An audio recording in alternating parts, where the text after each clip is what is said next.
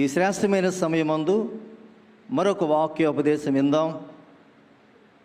Bible secretary గారు reverend K Prashanth Kumar గారు ఈ సమయమందు వాక్యం ఉపదేశిస్తారు. కాబట్టి ప్రతి వారి శ్రద్ధగా ఆలకించాలని కోరుతూ సమయాన్ని వారికి అప్పగిస్తూ ఉన్నాం.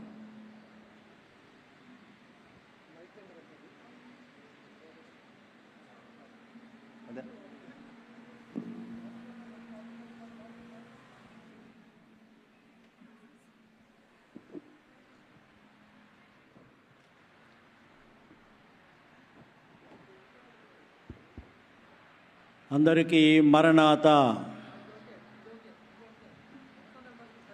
దేవుని వాక్యాన్ని చదువుకుందాం. నిర్గమాకాండము 25వ అధ్యాయము 31 లాస్ట్ 40 వచనం చదువుకుందాం. మరియు నీవు మేలిమి బంగారుతో దీపవృక్షమును చేయవలెను.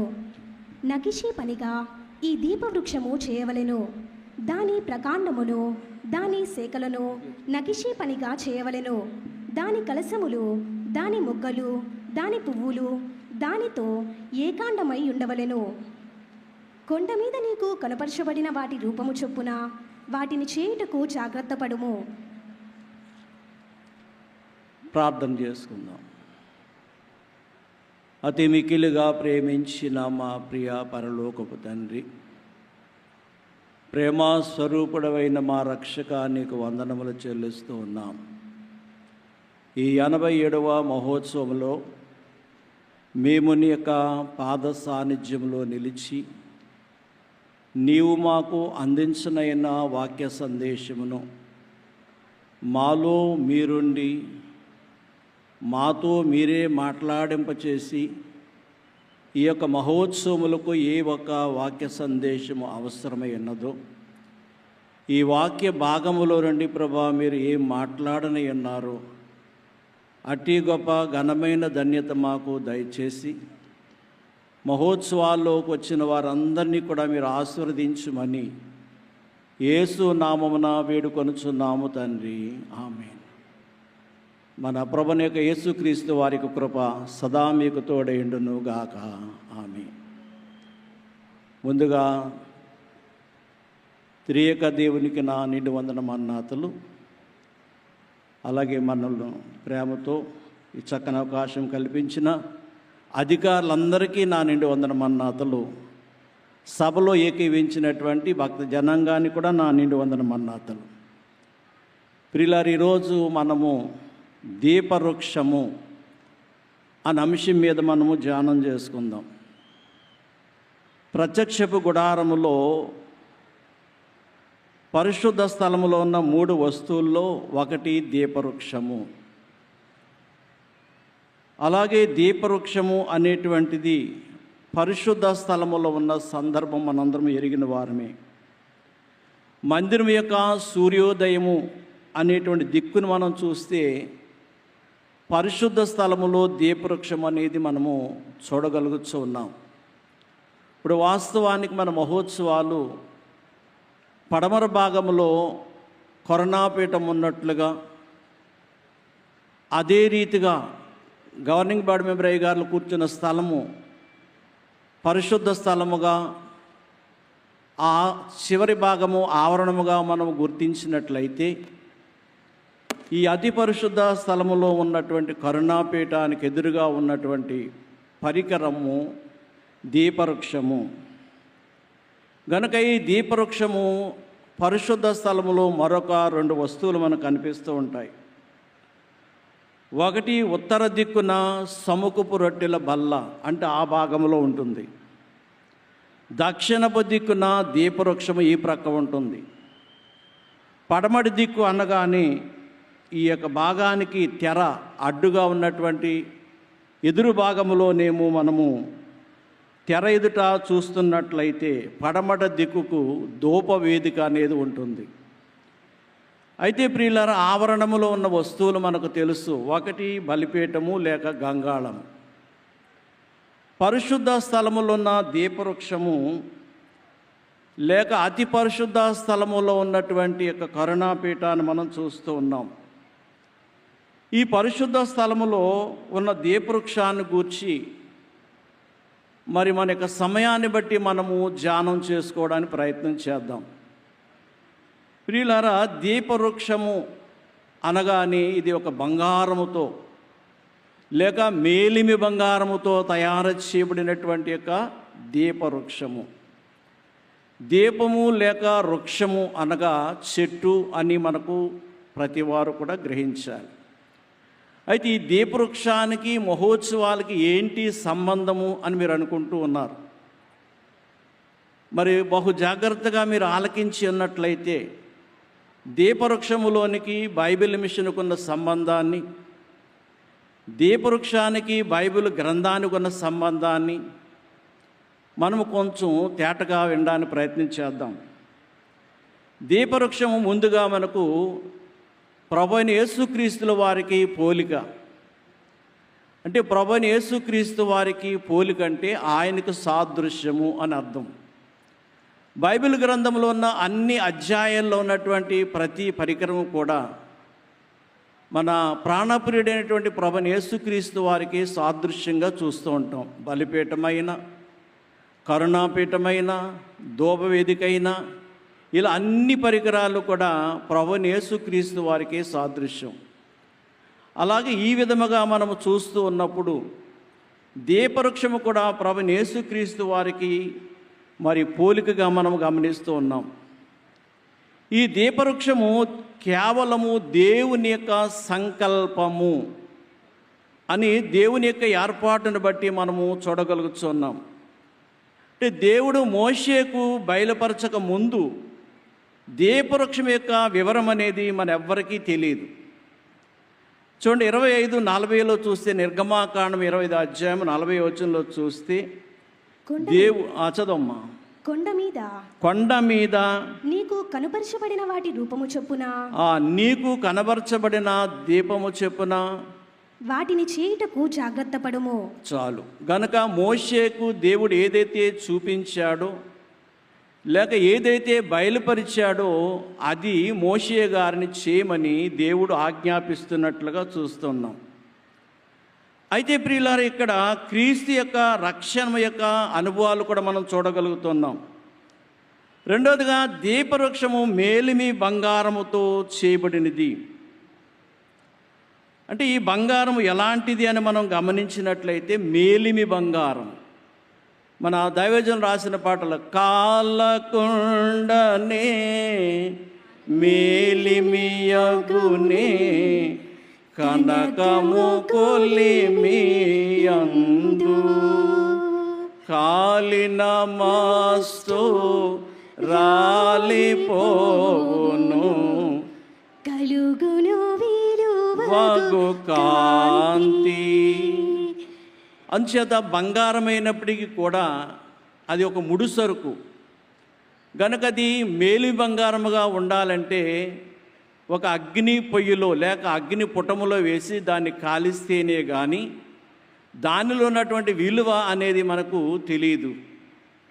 అలాగే అంత విలువైన బంగారముతో దేవుడు యొక్క దీపవృక్షాన్ని చేయడంలో ప్రభువుకు సూచన ఏమిటంటే, ఈ బంగారాన్ని ఎలాగైతే స్తుతితో బాగా సాగగొట్టి లేక తయారు చేస్తారో అదే విషయాన్ని మనము యెషయా గ్రంథం 53 అధ్యాయంలో మనం గమనించినప్పుడు ఆ అధ్యాయం అంతా మనం చూస్తే, అతనిని నలగొట్టుటకు యెహోవాకు ఇష్టమాయను. చేతే బంగారాన్ని నగగా చేయాలి అంటే కంసాల వారు బాగా నలగొట్టాలి, అది వారికి ఇష్టం. అలా నలగొట్టకపోతే ఆ బంగారము చక్కని విలువైనటువంటి కాంతి అనేది బంగారంలో మనం చూడలేము. అందుచేత అంత విలువైనటువంటి యొక్క మహా గొప్ప దేవదేవుడు భూలోకములోనికి మానవాకారంతో వచ్చినప్పటికి కూడా ఆయన మానవాకారంతో ఉండి నలగొట్టబడ్డానికి ఆయన సిద్ధం చేసుకున్నారు. ప్రియులారా, అందుచేతే 1 పేతురు 2వ అధ్యాయం 20 వచనంలో మనం చూస్తున్నప్పుడు పేతురు మహాభక్తుడు సెలవిస్తున్న మాటలో మనం గమనిస్తే, ప్రభువైన యేసుక్రీస్తు వారు ఏ విధముగా ఆయన శ్రమపడ్డారో ఆ శ్రమకు గల కారణమేమిటో మనము చూస్తూ ఉన్నాం. దయచేసి పేతురు పత్రిక 2వ అధ్యాయము 20వ వచనం మనం చూద్దాం. ఒక్కసారి చదివి సహాయం చేయండి. తప్పిదమునకై దెబ్బలు తినినప్పుడు మీరు సహించిన ఎడల మీకేమి గనము? మేలు చేసి బాధపడిన ఎడల మీరు సహించిన ఎడల అది దేవునికి హితమగును. చాలు. ఇక్కడ ఆయన పాపము చేయలేదు, ఆయన నోట ఏ కపటమును లేదు, లేక కనబడలేదు అనే వాక్యాన్ని మనం చూస్తూ ఉన్నాం. అందుచేత మేలు చేసి శ్రమపడుట వేరు, లేక కీడు చేసి శ్రమపడుట వేరు అనే విషయాన్ని ఇక్కడ పేతురు మహాభక్తుడు మనకు సెలవిస్తూ ఉన్నారు. అంచేత కీడు చేసి శ్రమపడే వారమే కానీ మనము లోకానికి కానీ దేనికి లేక కుటుంబానికి కానీ మేలు చేసి శ్రమపడిన వారముగా లేము అనే వాస్తవాన్ని మనం గ్రహించాలి. అంచేత బంగారము స్తుతితో కొట్టబడి బాగా నలిగిపోయి ఏ దీపవృక్షముగా చేయబడిందో అలాగే ప్రభువైన యేసుక్రీస్తు వారు కూడా ఈ లోకంలో మనందరికీ వెలుగివ్వడానికి ఒక దీపవృక్షముగా ఆయన తయారు చేయబడ్డారు. కనుక దీపవృక్షం ఎక్కడ ఉన్నది అంటే దేవుని సన్నిధిలో ఉన్నది. నిర్గమాకాండం 27:1 చూస్తే దేవుని సన్నిధిలో ఉన్నటువంటిది ఈ దీపవృక్షము. ప్రియులారా, దేవుని సన్నిధి అనగా ఏమిటి అని మనం ఆలోచన చేస్తే 63వ యెషయా గ్రంథం 63వ అధ్యాయము 9వ వచనంలో చూస్తే అక్కడ యెహోవా దూతే సన్నిధి అని ఉంది. అంటే దేవుని సన్నిధి అనగా యేసుక్రీస్తు ప్రభువే సన్నిధి అని కూడా మనము తేటగా చూడగలుగుతున్నాం. ఎందుచేతనంటే అక్కడ బలిమి చేతను ప్రేమ చేతను మన కొరకు ఆయన తన భుజస్కంధముల మీద వేసుకొని ఆయన వల్ల రక్షించడానికి వచ్చినటువంటి సన్నిధి దూత అనేక సందర్భాన్ని మనం అక్కడ చూడగలుగుతున్నాం. మూడోదిగా మనం చూస్తే ఇక్కడ దీపవృక్షము పవిత్రమైనది అనగా ప్రభువు కూడా పరిశుద్ధుడు. అలాగే ఆయన పవిత్రుడు గనక ఎలాంటి పవిత్రుడు అని మనం చూడగలిగినప్పుడు పవిత్రుడును నిర్దోషిను నిష్కల్మషుడును పాపుల్లో చేరక ప్రత్యేకముగా ఉన్నవాడును అని ఇబ్రీ పత్రిక 7వ అధ్యాయము 26వ వచనంలో మనం చూడగలుగుతున్నాం. కనుక ఆకాశ మండలము కంటే మిక్కిలి ఎచ్చైన వాడు ప్రధాన యాజకుడు మనకు సరిపోయినవాడు అని పౌలు మహాభక్తుడు హెబ్రీ గ్రంథంలో రాస్తూ ఉన్నారు. గనుక దీపవృక్షము అభిషేకించబడింది, దీపవృక్షము పవిత్రమైనది అనగా ప్రభువైన యేసుక్రీస్తు వారు కూడా అభిషేకించబడిన వారు. గనుక అందుచేత ఈ దీపవృక్షానికి ఉన్న స్థితి క్రీస్తులో పోలికను మనం చూస్తూ ఉన్నాం. తర్వాత దీపవృక్షము దిక్కు అనగా కుడివైపున అనగా తండ్రి యొక్క ఆ కుడివైపున ఉన్నట్టుగా మనము చూడగలుగుతున్నాం.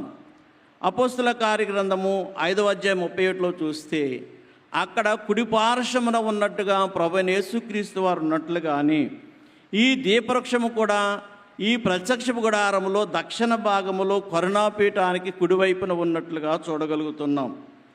గనక ఇక్కడ ప్రభువైన యేసుక్రీస్తు వారు ఈ దీపవృక్షానికి మనం పోలుగు చేసుకుంటూ ఉంటే ఈ దీపవృక్షం ఎలాగైతే వెలుగుతూ ఉందో అలాగే ప్రభువైన యేసుక్రీస్తు వారు కూడా లోకానికి వెలుగై ఉన్నారు. ఈయన అనేకమైన వెలుగులుగా మనం చూడవచ్చు. ఒకటి నిజమైన వెలుగు అంటాడు భక్తుడైనటువంటి యోహాను అనే భక్తుడు.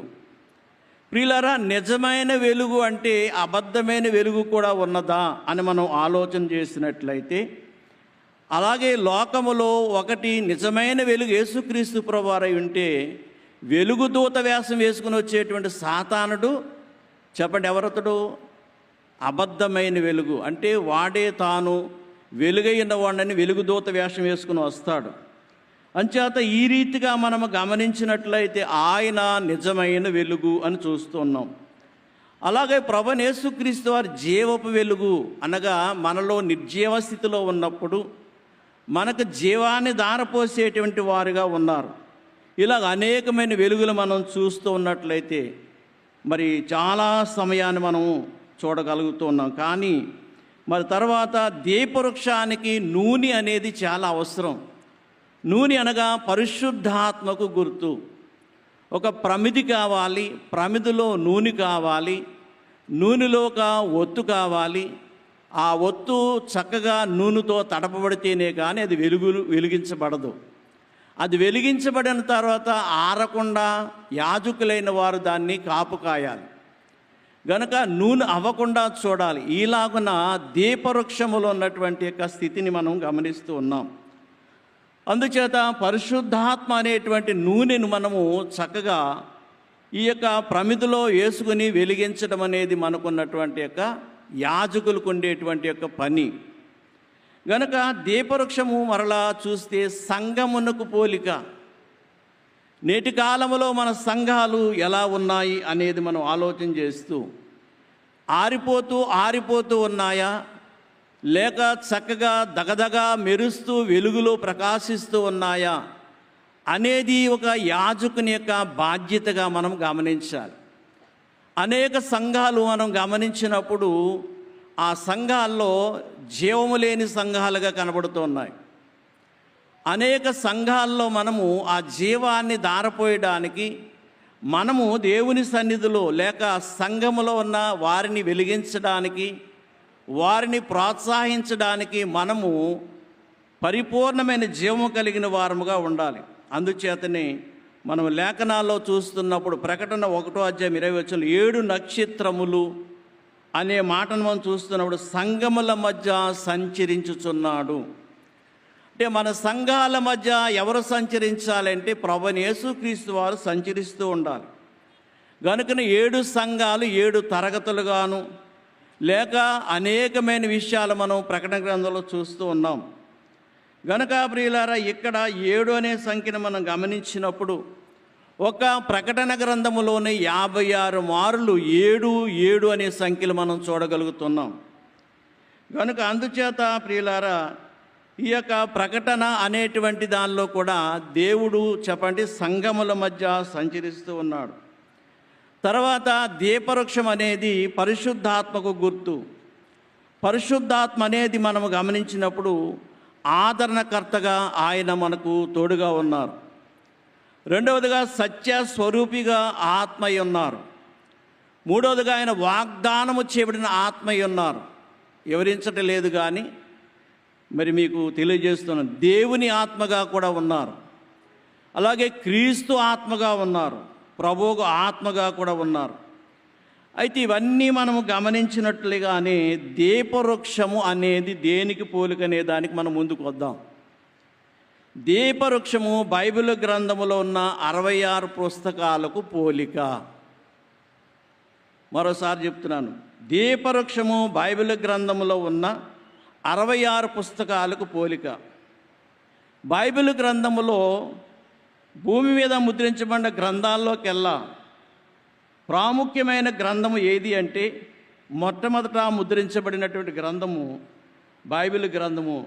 గనుక ఈ గ్రంథము అనేదాన్ని మనము గమనించినప్పుడు ఈ గ్రంథాల 66 గ్రంథాలు ఈ దీపవృక్షానికి పోలిక. అయితే మనము గమనించినట్లయితే పాత నిబంధనలో మనకున్న గ్రంథాలు 39, క్రొత్త నిబంధనలో 27 గ్రంథాలు, కలిపి 66 గ్రంథాలు. మరి మీరు జాగ్రత్తగా ఆలకిస్తున్నట్లయితే ఒకసారి ఒక జైలుకు ఒక పాదిరి గారు వెళ్ళారట బైబిల్ పంచుకుంటూ వెళితే, అక్కడ అందరూ చదువుకున్న వారు బైబిల్ తీసుకున్నారట. ఒక చదువు లేనటువంటి ఒక ఖైదీ, అయ్యా నాకు చదువు లేదు, మరి నాకు చదువుకోలేని అంటే అక్షరాలు లేని బైబిల్ నాకు ఇప్పించండి అని అడిగాడట. ఈ పాస్టర్ గారు సన్నిధిలోకి వెళ్ళి ధ్యానం చేస్తూ అక్షరాలు లేని బైబిల్ అలా అని ఆలోచిస్తూ ఉండి సరైన ఒక 4 కలర్స్ కలిగినటువంటి అట్టలు తయారు చేసి దాన్ని ఒక బైబిల్గా తయారు చేసుకొని ఆ జైల్లో ఉన్న ఖైదీ దగ్గరికి వెళ్ళాడట. ఆయన అంటున్నాడట, ఇదిగో బాబు నీకు అక్షరాలు లేని బైబిల్ తెచ్చాను అన్నాడట. దాన్ని తీసుకొని ఏంటండి 4 అట్టలు ఉన్నాయి అన్నాడట. ఈ 4 అట్టలు 4 రకాలైనటువంటి రంగులు. అందులో మొదటిది నలుపు రంగు. నలుపు అనగా పాపమునకు గుర్తు. గనుక నీవు ఏ పాపము ఏ దోషము చేసితివో ఈ యొక్క జైల్లో ఉన్నావు గనుక ఆ పాపము నుండి విడుదల పొందడానికి నీవు ప్రతిరోజు నీ మనసులో నీవు చేసిన పాపాన్ని జ్ఞాపకం చేసుకొని ప్రార్థన చేసుకో అని అన్నాడట. మరి రెండవది ఏంటి అని అడిగితే అక్కడ ఎరుపు రంగు అట్ట ఉందట. ఈ ఎరుపు రంగు అట్ట యేసుక్రీస్తు వారి యొక్క రక్తానికి గుర్తు గనుక ఈ రక్తమునకు గుర్తైనటువంటి ఆ రక్తపు గుర్తు నీ పాపాలన్నీ కడిగివేయబడ్డాయని, నిన్ను పరిపూర్ణమైనటువంటి ఒక మానవునిగా దేవుడు తయారు చేశాడని నీవు ఆ గ్రంథాన్ని లేక ఆ రంగును నీవు తలంచుకుంటూ ఉండాలి అన్నాడట. మూడోది ఏంటి అని చూసేటప్పటికి ఇది తెలుపు, ఇది పరిశుద్ధతకు గుర్తు. గనక ఈ తెల్ల రంగు చూసినప్పుడల్లా నన్ను దేవుడు పరిశుద్ధునిగా చేశాడు, నా పాపములు కడిగివేశాడు, నేను శుద్ధుడయ్యాను అని ఆ యొక్క తెలుపు రంగు చూసుకొని సంతోషపడు అన్నాడట. నాలుగోది ఏంటి అంటే సువర్ణము, అంటే బంగారం. ఇది పరలోకానికి నిత్యత్వానికి కూడా సాదృశ్యం.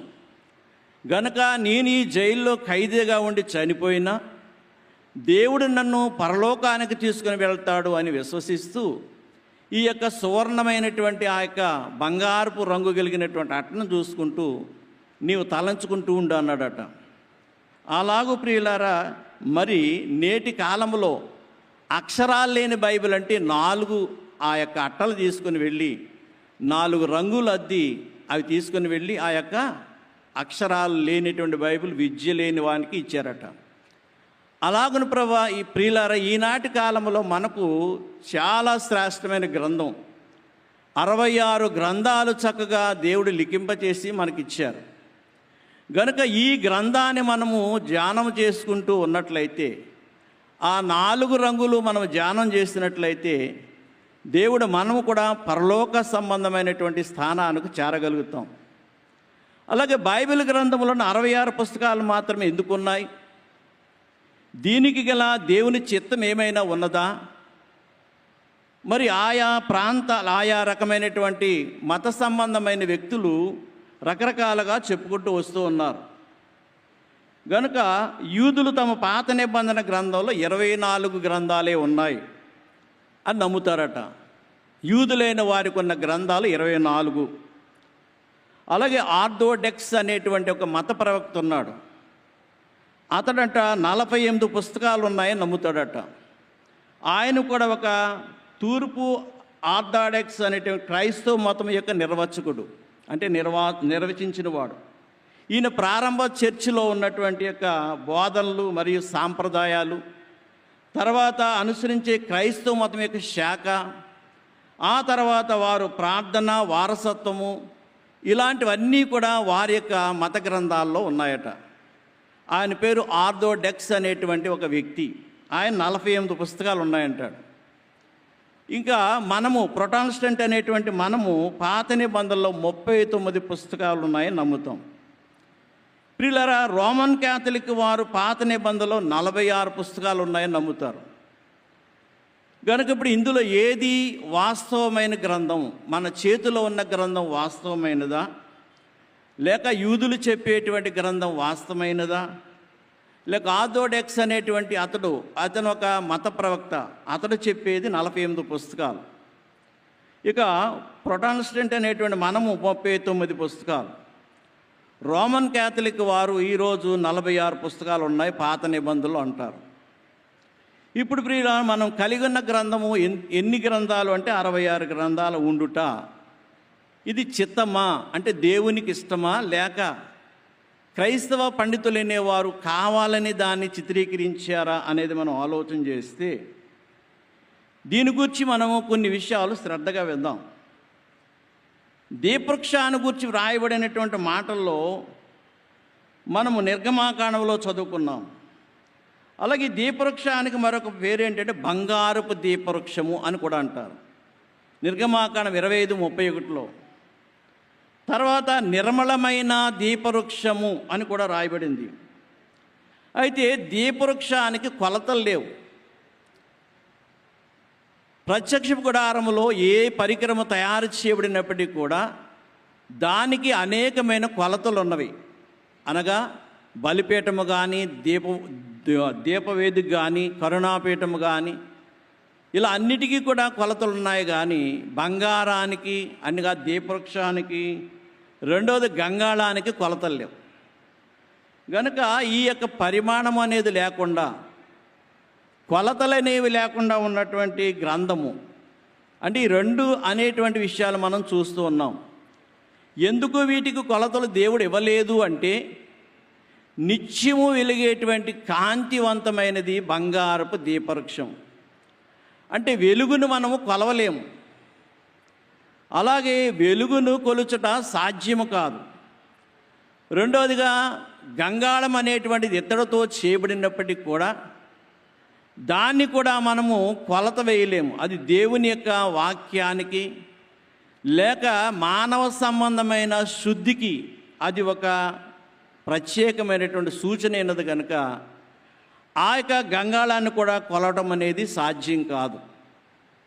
అంచేత బంగారము అనేటువంటి దీపవృక్షము కానీ, ఇత్తడి అనేటువంటి మేలిం బంగారముతో చేసినటువంటి గంగాళము కానీ, ఈ రెండిటిని కూడా కొలవలేము అనే వాస్తవాన్ని మనం చూస్తున్నాం. అయితే మనం చదువుకోవలసిన విషయాలు ఏమిటంటే 25వ అధ్యాయములో నిర్గమాకాండములో ఇక్కడ కొన్ని చక్కని విషయాలు మనకు స్పష్టంగా కనబడుతూ ఉన్నాయి. 25వ అధ్యాయంలో 31 నుంచి మనం చూస్తే,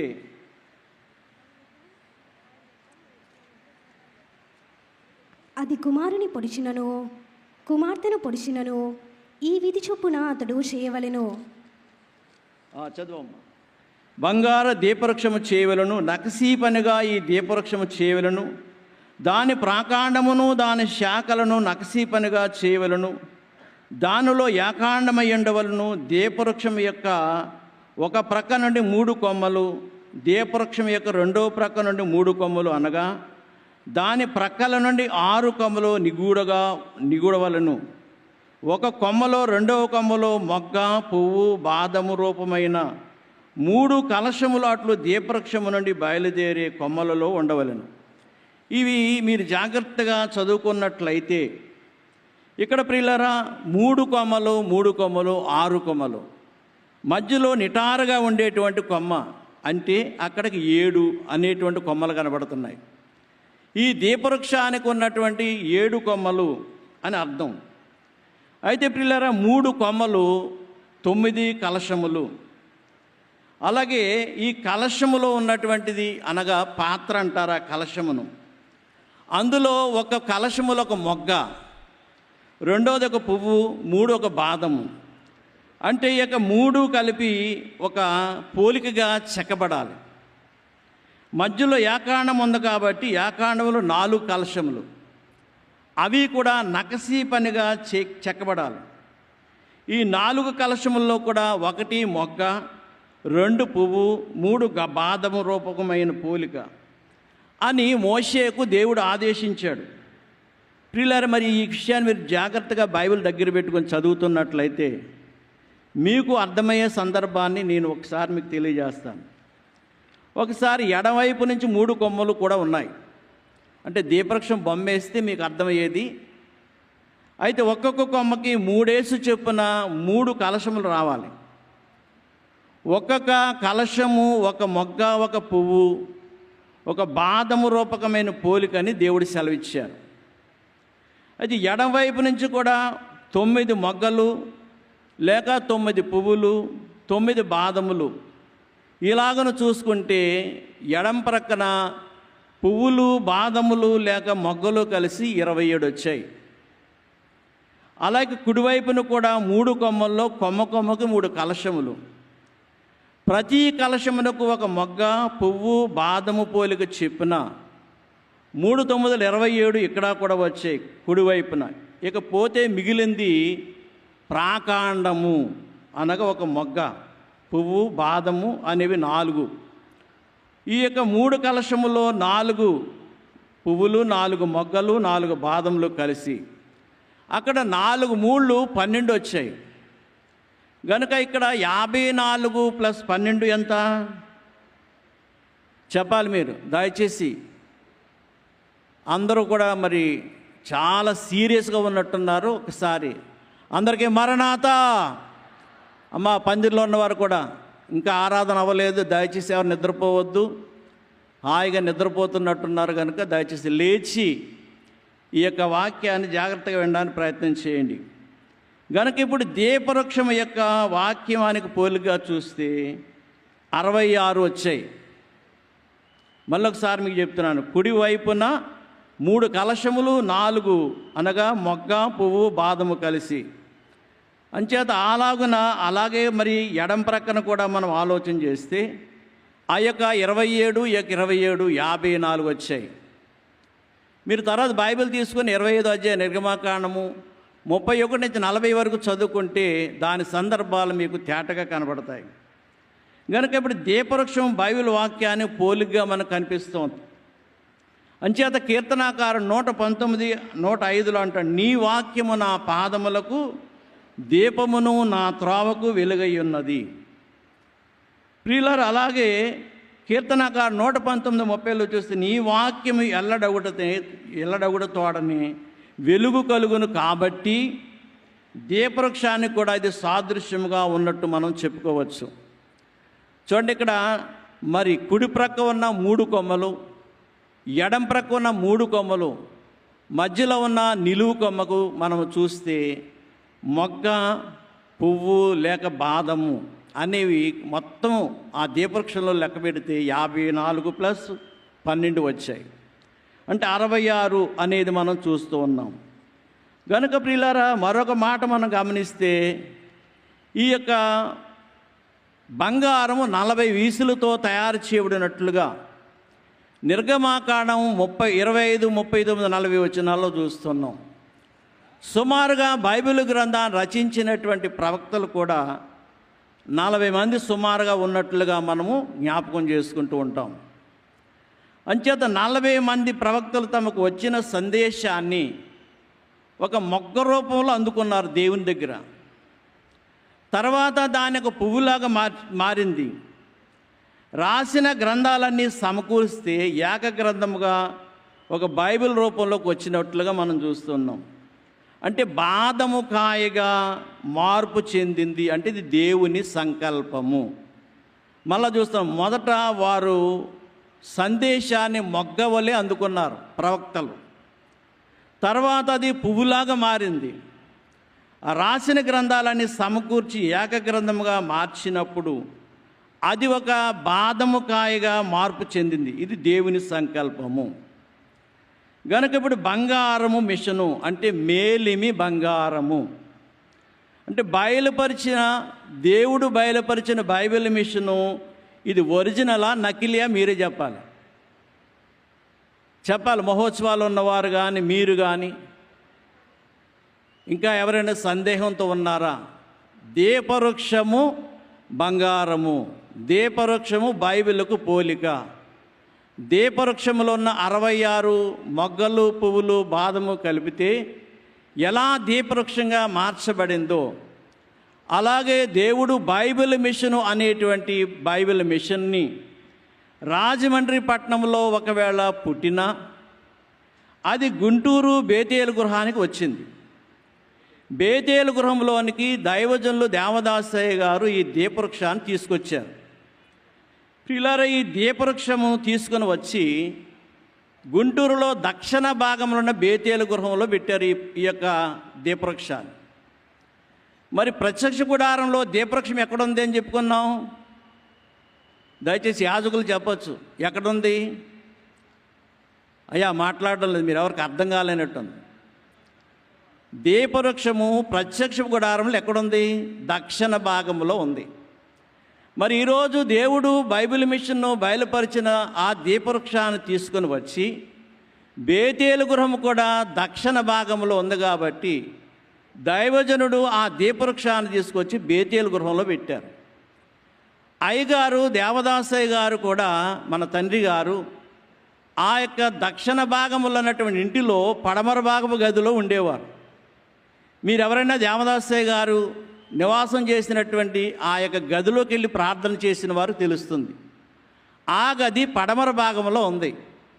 అంటే ధూపవేదిక వలె దైవజనుడు తల క్రిందకు కాళ్ళు పైకి పెట్టి నిత్య ప్రార్థనలు చేసినటువంటి యొక్క ఈ దీపవృక్షము అంటే దీపవృక్షం దక్షిణ భాగంలోకి వచ్చింది. ఆ బైబిల్ మిషను వృద్ధిలోకి రావడానికి దైవజనులు దేవదాసయ్య గారు ఆ పడమర గదిలో నిత్య ధూప వేదిక వెళ్ళి ప్రార్థన చేశారు. ప్రియులారు, అందుచేత ఈ యొక్క దీపవృక్షము బైబిల్ గ్రంథానికి పోలిక, రెండవదిగా బైబిల్ మిషన్కు పోలిక, మూడవదిగా ఇది కేవలము ఎక్కడో లేదు కానీ బేతేలు గృహములోనే దక్షిణ భాగంలో తీసుకుని వచ్చి దైవజనులు అక్కడ ఏర్పాటు చేసి పడమర భాగపు గదిలో ఉండే ఆయన నిత్యము విజ్ఞాపన చేసినటువంటి విజ్ఞాపనకర్త మన ఆత్మీయ జనకులు దేవదాసయ్య గారు. అలాగే బైబిల్లో 4 దిక్కులు మనం చూస్తాం. ఈ 4 దిక్కులు కూడా వాస్తవానికి వాక్య సందర్భంలో మనం చూస్తే పడమర దిక్కట ఆశీర్వాదము అభివృద్ధి ఉన్నదని ఆధ్యాత్మికమైన భావం అది. చెప్పండి, పడమర దిక్కులో ఆశీర్వాదము అభివృద్ధికి సంకేతం. నిర్గమాకాండం 10వ అధ్యాయం 19వ వచనం చదువుకోండి. అలాగే ద్వితీయోపదేశకాండం 33:23, యెహోషువ గ్రంథం 8:12, యెషయా గ్రంథం 59:19. కనుక పడమర భాగంలో ఉండేది ఆశీర్వాదము అభివృద్ధి. ఇప్పుడు ఈ యొక్క మహోత్సవాలకు వచ్చిన వారులారా, మీరందరూ ఆశీర్వాదం పొందుతున్నారా లేదా చెప్పాలి. అందరం కూడా ఆశీర్వాదం పొందుకుంటూ ఉన్నాం. నేను ఒకసారి ఒక ప్రత్యేకమైనటువంటి ఒక పత్రిక చదివాను. అందులో ఒక చక్కని సందర్భాన్ని మీకు జ్ఞాపకం చేస్తాను. ప్రియులారా, అదేమిటి అంటే ఒక వర్తమానములో చెప్పినటువంటి మాట అది మనం గమనిద్దాం. అది మీకు చదివి వినిపిస్తాను. బైబిల్ మిషన్ గూర్చి ఆ దైవజనుల మహోత్సవాల గూర్చి చెప్పినటువంటి మాట ఇది. కనుక అందుచేత మనము ఈ మహోత్సవాలకు వచ్చి ఆశీర్వాదాలు అందుకునేవారం. ప్రియులారా, రెండవదిగా ఆశీర్వాదాలు ఏ విధముగా అందుకుంటూ ఉన్నామో అనేదాన్ని కూడా మనం ఆలోచన చేస్తే ఈ యొక్క ప్రత్యేకమైనటువంటి సందర్భాలు మనము గమనించుకుంటూ ఉందాం. తెలివిని గల్లిగించు నాన్నో దివ్యగా వెలిగించు, తెలివిని వెలిగించు, నన్ను దివ్యగా వెలిగించు, నీ కలిగిన భాగ్యములన్నిటినీ నా కంటికి చూపించు,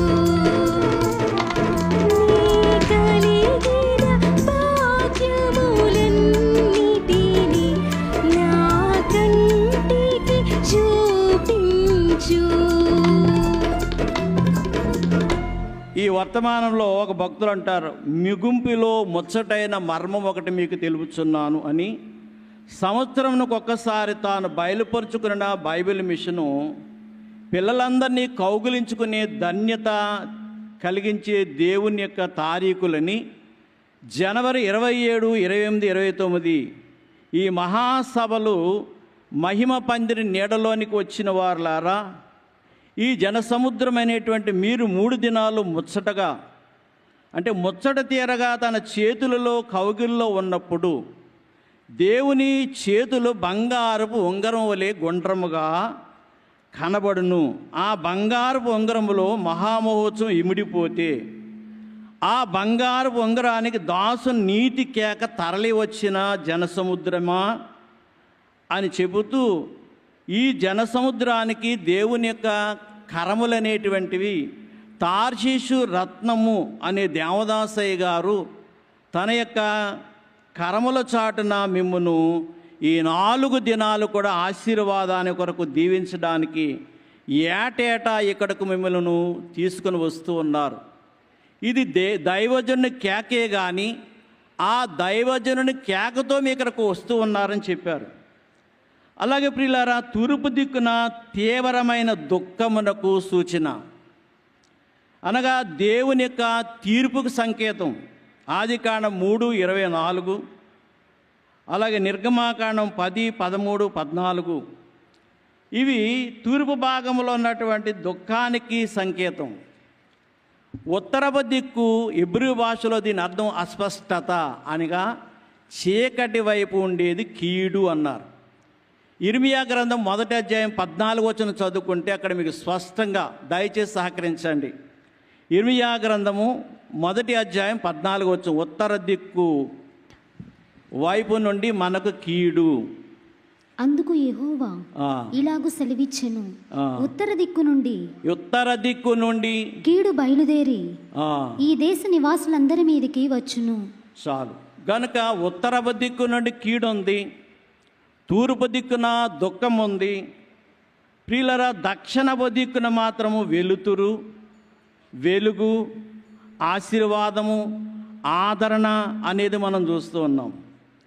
గనుక అందుచేత వీటికి కూడా యోబు గ్రంథం 37:17, లోక 12:55, ద్వితీయోపదేశకాండం 33:23లో చూస్తే నప్తాలి అనేటువంటి అతనికి ఆ గోత్రాన్ని దీవించినప్పుడు అక్కడ పశ్చిమ దక్షిణముల నుండి వారికి తగిన ఆశీర్వాదాలు చూస్తూ ఉన్నాం. ప్రియులారా, దక్షిణపు దిక్కు ఉన్నటువంటి యొక్క దీపవృక్షము, ప్రియులారా, హెబ్రీ పదానికి మనం మరొకటి చూస్తే మెరుస్తున్న లేక ప్రకాశించిన అని అర్థం. గనుక మెరిసేది, ప్రకాశించేది గనుక ఈ యొక్క దీపవృక్షము బైబిల్ మిషన్కు సాదృశ్యము. అలాగే 66 గ్రంథాలు మన బైబిల్ మిషను రిజిస్ట్రేషన్ సంఖ్య అని మన ప్రెసిడెంట్ అయ్య గారు అనేక మార్లు మనకు చెప్పుకుంటూ వచ్చారు. బైబిల్ మిషన్ యొక్క ఆ యొక్క స్థితిని కూడా మనం చూస్తున్నాం. అందుచేత ఈ రీతిగా మనం గమనించినప్పుడు ప్రియులరా, మరి దీపవృక్షము దేని గుర్తు? బైబిల్కు గుర్తు. అంచేత అటువంటి బైబిల్ మిషన్కు గుర్తు, బైబిల్కు గుర్తు. గనుక మనది దీపవృక్షము, నిత్యము వెలుగుతూ ప్రకాశింపజేస్తూ మనల్ని ఆశీర్వాద వెలుగులో నడిపిస్తున్న ఆ దేవదేవుని దీవెన సదా మనకు తోడైండును గాక. ఆమె. అందరికీ మరణాత.